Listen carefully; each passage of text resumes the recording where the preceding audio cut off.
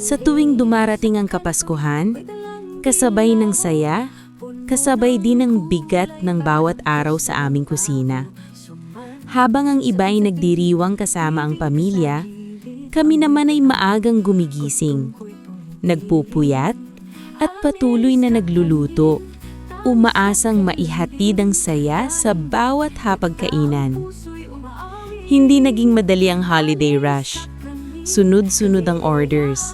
Halos walang pahinga ang aming mga kamay. Araw-araw ay laban sa oras, sa pagod at sa kakayahan.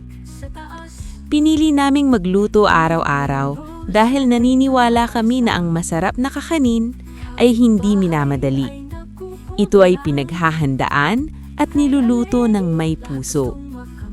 Ngunit sa gitna ng dami ng orders at limitadong lakas, aminado kami. May mga pagkakataong kami ay nagkulang. May mga order na hindi namin nagawa sa oras. May ilan na sa sobrang dami ng inaasikaso ay aming nakaligtaan. At sa bawat pagkukulang na iyon, dala namin ang bigat ng konsensya at lungkot. Taus-puso po kaming humihingi ng paumanhin sa lahat ng customers na aming nabigo.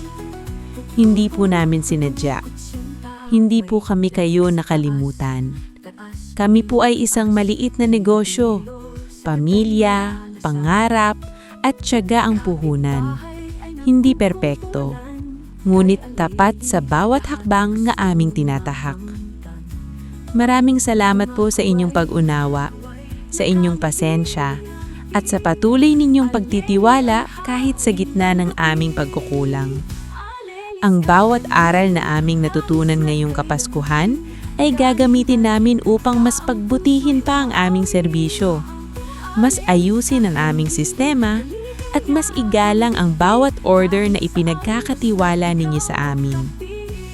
Mula po sa Alelis Kakanin, maraming salamat sa inyong walang sawang suporta. Ito po ay hindi pagtatapos, kundi panibagong simula. Mas handa, mas matatag, at mas responsable.